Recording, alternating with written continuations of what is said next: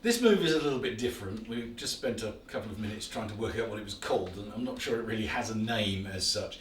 But it's kind of a step over hook into a cross and a pivot. It's quite cool, and it's nice and compact, so you can do it in a small space.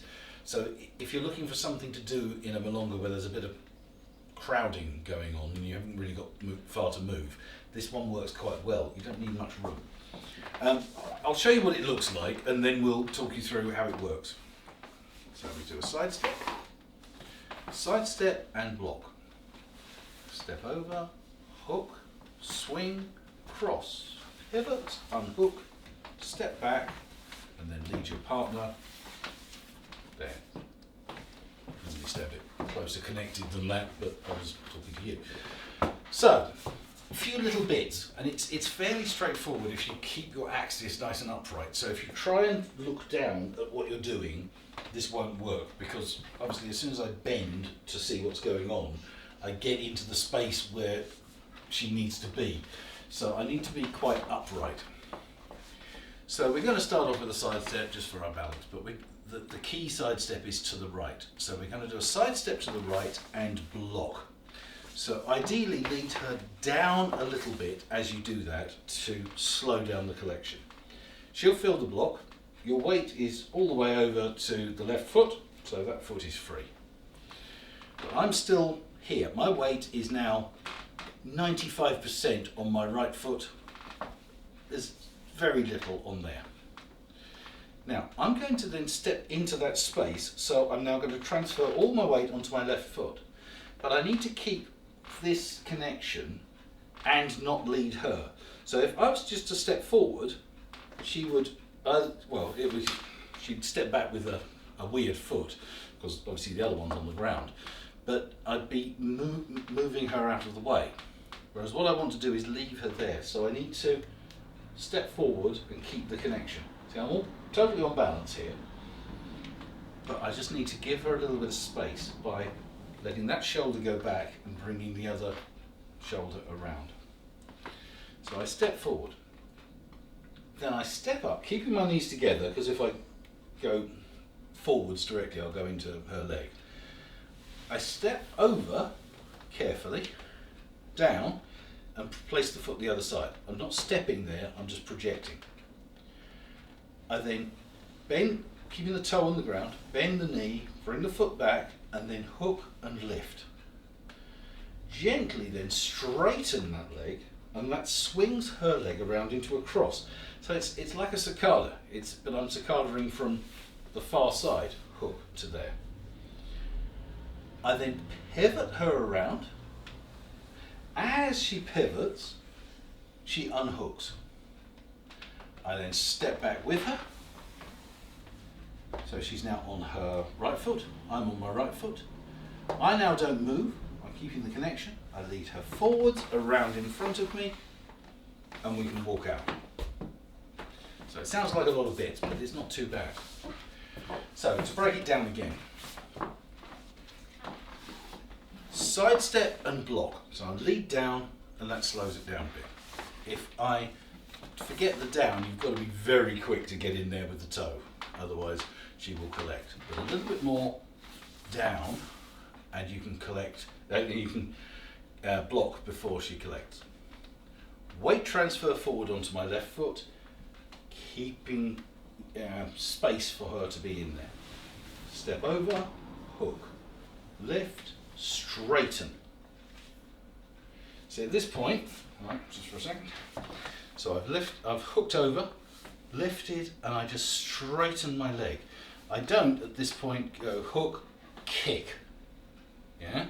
All I'm doing is I go down to there. I know that space is clear because she's pretty much in it. She's occupying it with her arms and the front of the frame. It's underneath my elbow, so there shouldn't be anybody behind me in that space. So as I project down there, it's a gentle projection. It's not a stamp, it's not a kick, it's just a project down to the ground. So my leg now becomes straight. And that pushes her leg out of the way. So can I reset and do that? So side, block, step over, hook, down.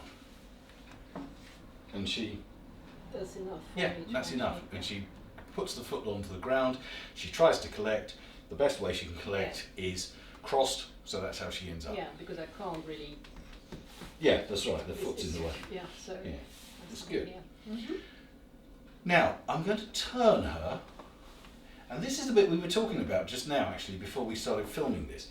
As I pivot the follower, she needs to uncross at the same time. So don't do it afterwards. So from there, pivot, follow, and then unhook. And don't do it first, pivot, unhook, because I'm still there. She has to pivot. I move my foot slightly out of the way to give her a bit of space. So I just collect myself. I haven't moved my left foot at all. All my weight's on my left foot. And she unwraps. Now the reason for this is, and there's a few moves that we do that are similar, so sort of back ochos and pivoting and little things with cicadas that we were doing. Might have done before, I can't remember. We'll do them soon if we haven't. But followers, you've got to be aware that there are times when you need to be ready to go forwards or backwards, and you don't know which is coming next. So if we do that move and she stays hooked after the pivot, there, pivot, if I lead her forwards, that's fine. It's the wrong foot, it's a very weird foot to walk forwards on, but it'll be safe. If I lead her backwards though, I've got you, yeah, the foot's tangled up and she has to unhook. So you need to make sure that you're ready to go in either direction. We talk a lot about the follower preventing the leader from leading you in a direction which will push you off balance. But in this particular case, you don't have the grounding, you don't have the stability there to stop me leading backwards. So if you're hooked there, you can't stop me from leading you backwards. So by unhooking and there, when I step back, we'll go there and it's fine. Forwards, we go. Now leaders, make sure that back step is small because you don't know what's behind you.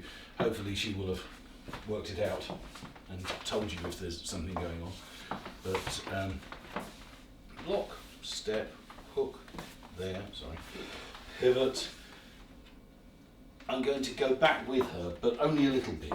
We don't want to make this a big sweeping step because the people behind you in the milonga won't be expecting you to go backwards. But you can get away with a little, it's almost just a transfer of weight, just to there, just enough so that she can take a step and go, fully collect, go round in front of you and go. It's a nice little move, it just adds a little bit of dynamics and a little bit of interest if you're in a little enclosed space. Yeah, it's a compact move and slow and yes, nicely detailed.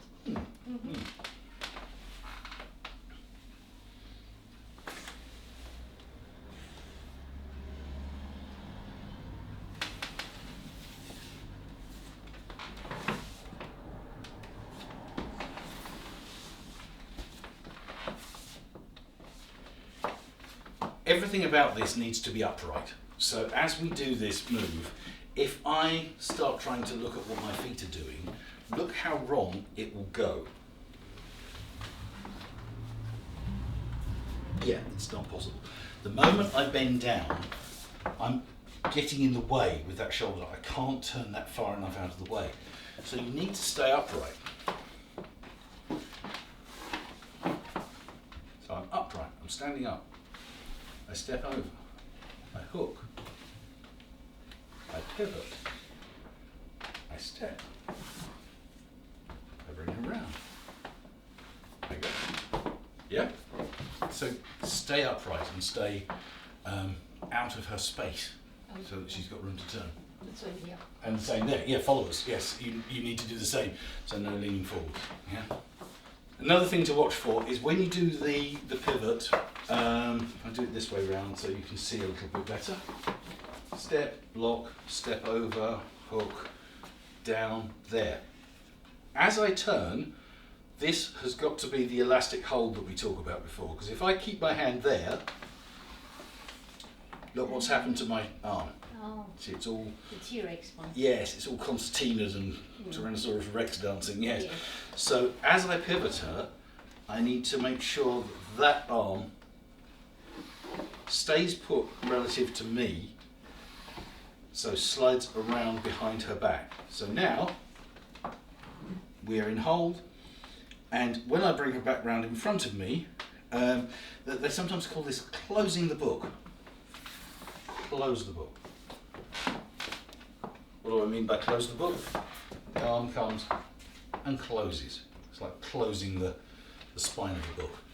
So that's kind of how you bring her back around in front of you. So you're there, you lead her forward. It's a chest lead still, but you close that side of the frame, collect, and walk out. So, Oh. hello. He's appeared. Oh.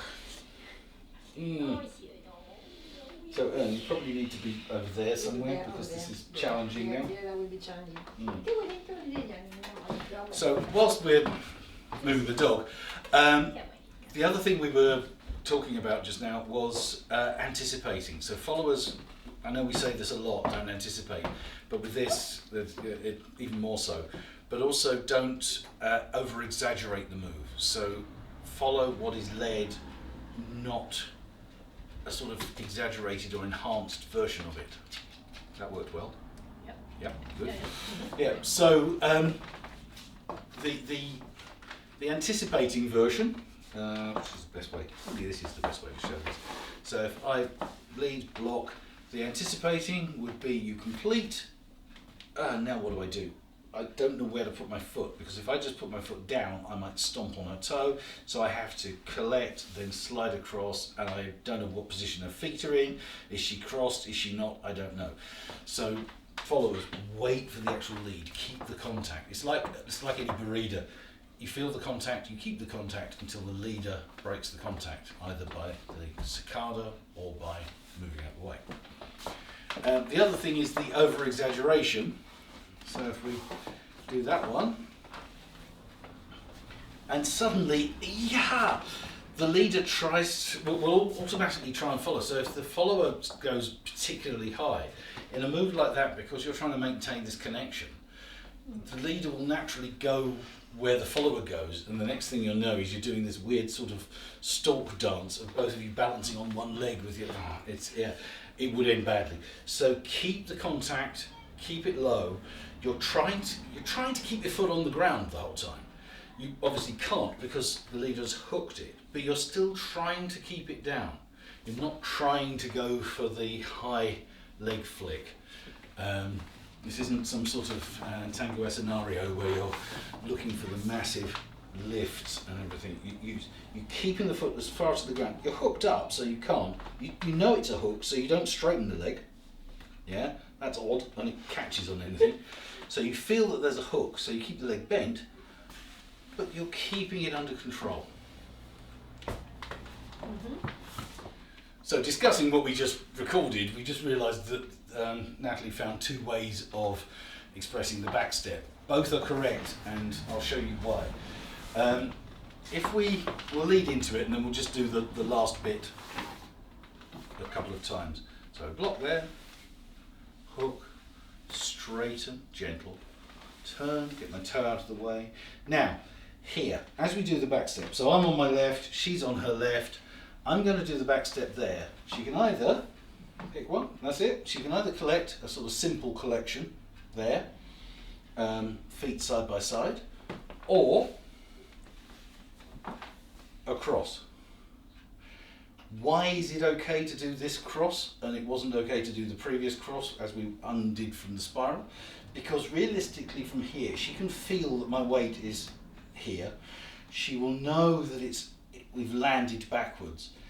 Although I could step back and go back again, that would be really odd. And she would feel, if she felt me doing that, she'd have time to unhook and go. She knows that my weight is slightly that way.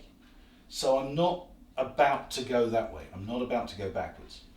However, she can, if she wants to, do the simple version of a side-by-side collect And then if I really felt enthusiastic and knew there was no one behind me, or tables for that matter, step back, I can lead her backwards.